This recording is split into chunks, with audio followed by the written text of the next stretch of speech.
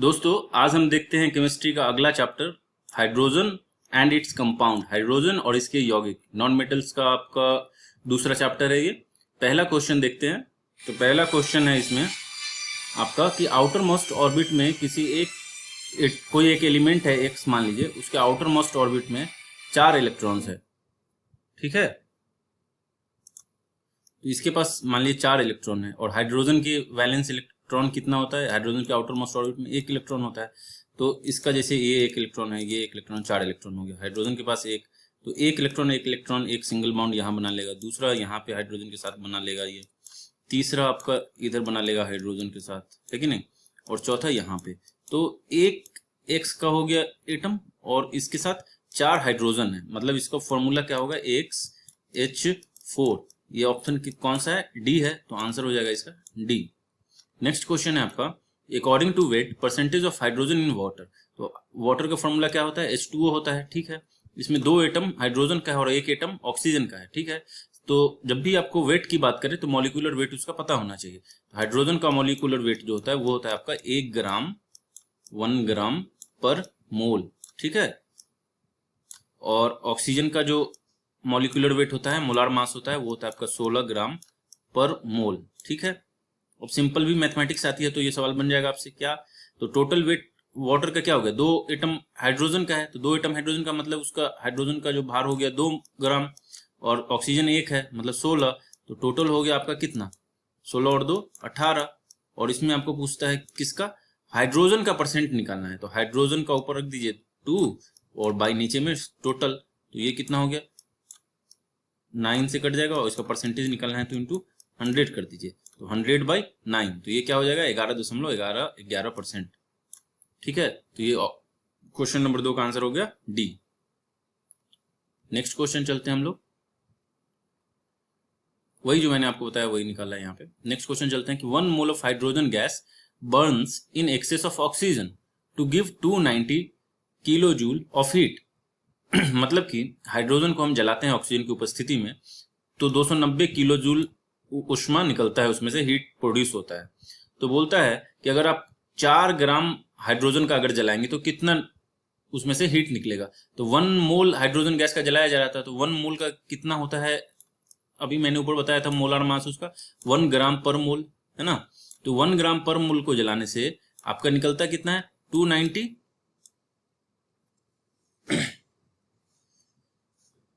290 kilo joule. ठीक है, अब देखिए ये जो है आपका एक एटम नहीं 1 मोल हाइड्रोजन गैस बोल रहा है। तो हाइड्रोजन गैस मतलब होता है H2, है ना। H2 बोलते हैं ना गैस को। एक मॉलिक्यूल में गैस, हाइड्रोजन गैस के एक मॉलिक्यूल में 2 एटम होता है, तो ये टोटल मास हो गया 2। तो 2 ग्राम को जलाने से आपका जो निकल रहा है वो निकल रहा है 290 किलो जूल। तो 4 ग्राम को जलाने से कितना निकलेगा आपका? इसका जस्ट डबल, कितना हो जाएगा? 290 इंटू 2, तो वो हो जाएगा आपका 580 केजी। यहाँ गलत लिखा हुआ है, ये यहाँ किलो जूल हो जाएगा। ठीक है, नेक्स्ट है आपका बर्निंग ऑफ हाइड्रोजन प्रोड्यूसेस, मतलब हाइड्रोजन को जलाने से क्या बनता है? हाइड्रोजन को जलाने से वाटर बनता है। क्यों? क्योंकि जलाने के लिए ऑक्सीजन चाहिए, तो हाइड्रोजन और प्लस ऑक्सीजन ये दोनों मिलके बनाते हैं H2O। तो हाइड्रोजन जो फ्यूल है उसको आजकल रिकमेंड किया जाता है उसको फ्यूल के लिए जेट इंजन वगैरह में, और जिससे कि क्या है इन्वायरमेंटल पॉल्यूशन कम होता है, क्योंकि हाइड्रोजन जलने के बाद वाटर प्रोड्यूस करता है। ठीक है, नेक्स्ट क्वेश्चन है आपका Which of the following fuels causes minimum air pollution? Kerosene oil, hydrogen gas, coal, diesel. तो आंसर क्या होगा? हाइड्रोजन। नेक्स्ट है heavy water is a type of. Heavy water क्या होता है? तो हेवी वाटर तो पहले जानिए है क्या। सिंपल नॉर्मल वाटर हम लोग को पता है H2O है। हेवी वाटर जो है वो होता है D2O। ठीक है, डी जो है यहाँ पे ये आपका आइसोटोप है वाटर का। ठीक है, तो D2O इसको हम लोग न्यूक्लियर इसमें प्लांट्स वगैरह में मॉडरेटर की तरह भी यूज करते हैं। तो heavy water is a type of moderator. Next question है आपका, वही यहाँ लिखा है कि हेवी वाटर मतलब D2O है। D2O को हम लोग ड्यूटेरियम ऑक्साइड भी पढ़ सकते हैं। ठीक है, इसको हम लोग मॉडरेटर और कूलेंट में यूज करते हैं न्यूक्लियर रिएक्टर्स में। ठीक है, क्योंकि ये क्या करता है कि न्यूट्रॉन्स को बहुत ही इफेक्टिवली, बहुत बढ़िया तरीके से न्यूट्रॉन्स के गति को कम करता है और उसको ऑब्जर्व भी नहीं करता है। ठीक है, ड्यूटेरियम मैंने पहले बताया कि वो हाइड्रोजन का क्या है? आइसोटोप है। ठीक है, नेक्स्ट क्वेश्चन है आपका chemical formula of heavy water. तो chemical formula of heavy water क्या बताया था मैंने अभी आपको, D2O। नेक्स्ट क्वेश्चन है आपका कौन सा ऐसा पदार्थ है निम्नलिखित में से दिए हुए में से जो मॉडरेटर और कूलेंट दोनों का काम करता है न्यूक्लियर रिएक्टर में। तो वो है आपका हेवी वाटर, जिसको हम लोग ड्यूटेरियम ऑक्साइड या D2O भी पढ़ते हैं। ठीक है। नेक्स्ट क्वेश्चन है what is heavy water. Heavy water क्या होता है, ऑक्सीजन प्लस हेवी हाइड्रोजन। ठीक है, हेवी हाइड्रोजन मतलब क्या हो गया, D2 प्लस ऑक्सीजन, ये दोनों मिलके हेवी वाटर बनाते हैं। नेक्स्ट क्वेश्चन है आपका heavy water is that water, मतलब हेवी वाटर कौन सा होता है, the temperature of which is kept constant at 4 degree C. Insoluble salts of calcium, potassium are present. In which isotopes takes place of hydrogen? In which isotopes takes place of oxygen? तो पहले तो इसका formula याद रखिए क्या होता है, D2O, है ना। तो यहाँ पे नॉर्मल वाटर होता तो क्या होता, H होता। तो हाइड्रोजन की जगह इसका आइसोटोप ड्यूटेरियम इसका प्लेस ले लेता है ना। तो वही लिखा हुआ है ऑप्शन नंबर सी में कि in which isotopes takes place of hydrogen, मतलब हाइड्रोजन की जगह D आ जाता है, ड्यूटेरियम आ जाता है, और ये बन जाता है आपका heavy water D2O, deuterium oxide. ठीक है। और इससे ऊपर जो दिया गया है कि इनसॉल्युबल साल्ट्स ऑफ कैल्शियम और पोटासियम, तो जहां भी कैल्शियम और पोटासियम के इनसॉल्युबल साल्ट्स है तो वो वहां पे हेवी वाटर नहीं बनाता है, वो हार्ड वाटर बनाता है, इसको ध्यान रखेंगे। नेक्स्ट क्वेश्चन है हेवी वाटर इज, तो हेवी वाटर जो क्या है वही है सेम क्वेश्चन जो ऊपर में था, contains deuterium in place of hydrogen. Next question है who among the following discovered heavy water, मतलब D2O की खोज किसने की। D2O की खोज जो है किसने किया था, H.C. यूरे ने, और इनको इसके लिए नोबेल प्राइज भी दिया गया था, H.C. यूरे। नेक्स्ट क्वेश्चन है heavy water has a molecular weight, तो नॉर्मल वाटर का पहले मॉलिक्यूलर वेट बताइए मुझे। नॉर्मल वाटर का जो मॉलिक्यूलर वेट होता है वो होता है 18। कैसे निकाला था हमने, पहले क्वेश्चन में देखा था, थोड़ा वीडियो पीछे करके आप देख सकते हैं। हाइड्रोजन का मॉलिक्यूलर वेट 1, तो 2 एटम है तो 2 हो गया, और ऑक्सीजन का 16, तो 16 2 18 हो गया। अब लेकिन यहाँ पे पूछता है हेवी वाटर का मॉलिक्यूलर वेट। ठीक है, तो हेवी वाटर का जो मॉलिक्यूलर वेट होगा, तो इसमें जो हाइड्रोजन आइसोटोप है उसका जो मास होता है वो हाइड्रोजन से डबल होता है। तो इसका हाइड्रोजन का D जो है यहाँ D2, इसका मास हो जाएगा 4, क्योंकि एक का होता है 2, और प्लस ऑक्सीजन 1 है तो प्लस 16, तो कितना हो गया 16 4 20, आंसर हो गया 20 बी। नेक्स्ट क्वेश्चन है कि hard water is not suitable for, hard water किसके लिए सुटेबल नहीं होता है, ड्रिंकिंग के लिए। सही बात है, सुटेबल नहीं है हार्ड वाटर, क्योंकि उसमें साल्ट्स होते हैं किसके, कैल्शियम या फिर कैल्शियम सल्फेट्स या मैग्नीशियम सल्फेट या कैल्शियम क्लोराइड, मैग्नीशियम क्लोराइड, ये सब रहता है उसमें। नेक्स्ट है कपड़ा धोने के लिए, हाँ इसके लिए भी सुटेबल नहीं होता है। बॉयलर्स में यूज कर सकते हैं, नहीं कर सकते। हम लोग सिंचाई के लिए यूज कर सकते हैं, नहीं कर सकते। तो इसका आंसर हो जाएगा D, कि हार्ड वाटर किसी भी चीज के लिए सुटेबल नहीं है।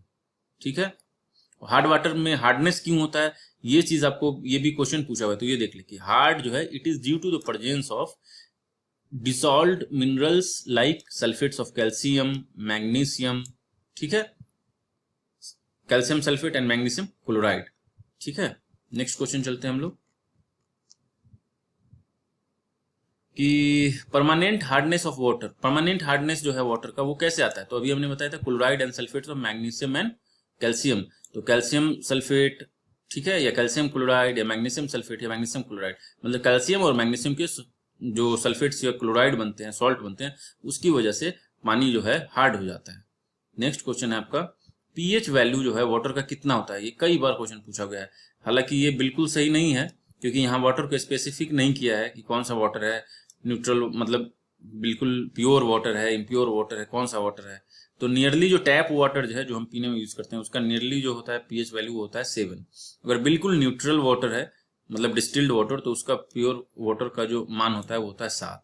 ठीक है, और जैसे ये देखिए ये पीएच का स्केल है, मान लीजिए ये यहाँ पे 7 है। ठीक है, तो 7 से जो नीचे जिसका पीएच वैल्यू हो, ठीक है, तो वो आपका आता है किसमें, एसिड बोलते हैं उसको।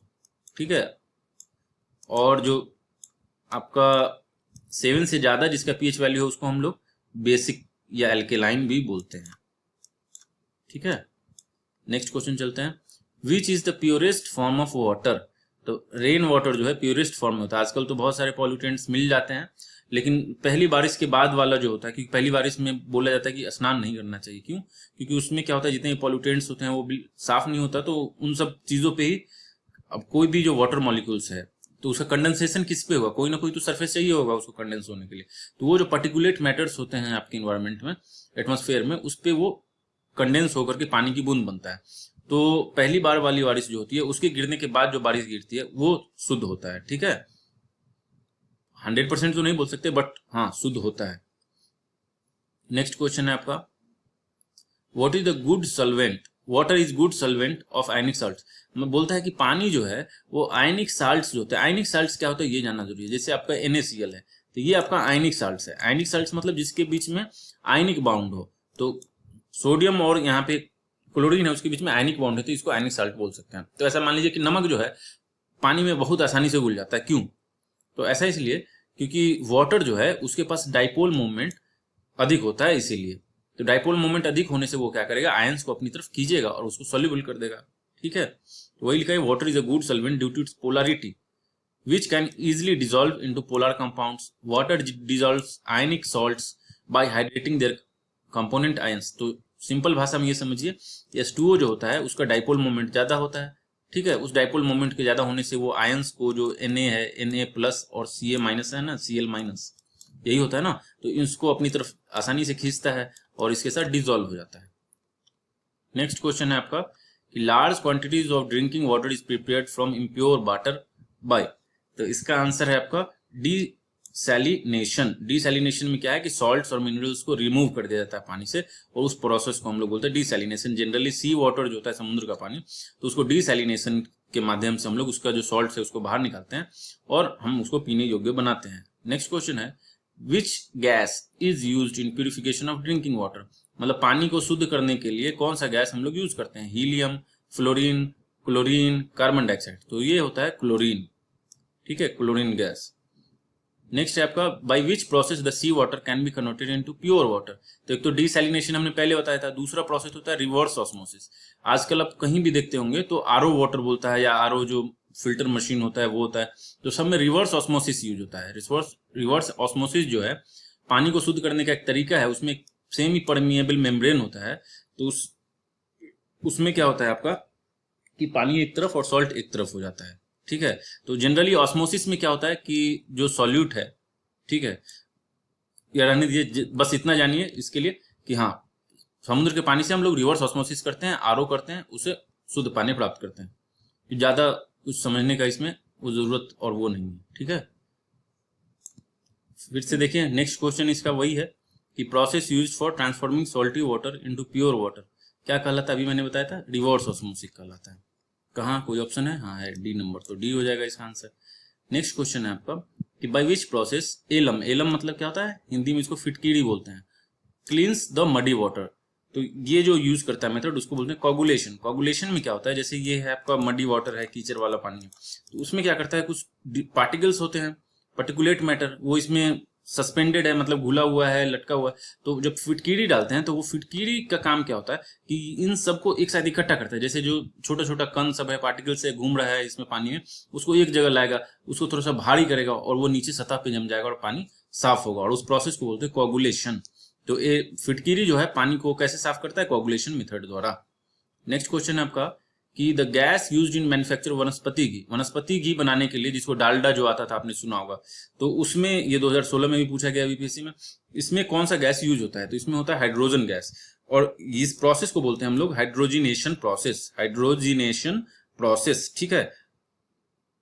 और इसमें जो आपका जो कैटलिस्ट है वो भी कई बार क्वेश्चन में पूछा गया है, तो वो हाइड्रोजिनेशन प्रोसेस में कौन सा कैटलिस्ट यूज करते हैं, तो वो कैटलिस्ट का नाम होता है निकेल, ठीक है, तो इसको भी याद रखेंगे।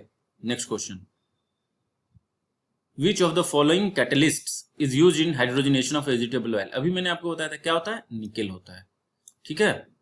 तो इस तरह से हमने देखा, ये hydrogen and its compound chapter खत्म होता है। तो दोस्तों अपना ख्याल रखें, वीडियो अच्छा लगा तो लाइक करें और सब्सक्राइब करें, जिससे कि जैसे ही वीडियो आए तो आपको पता चले और आपका रिवीजन होता रहे। साइंस के लिए घटना चक्र को मैं अभी भी सबसे अच्छा मानता हूँ। साथ में लूसेंट कर लें, 100% हो जाएगा प्रीवियस ईयर क्वेश्चन लगाने के साथ साथ। तो तब तक के लिए पढ़ते रहिए और सब्सक्राइब जरूर करें।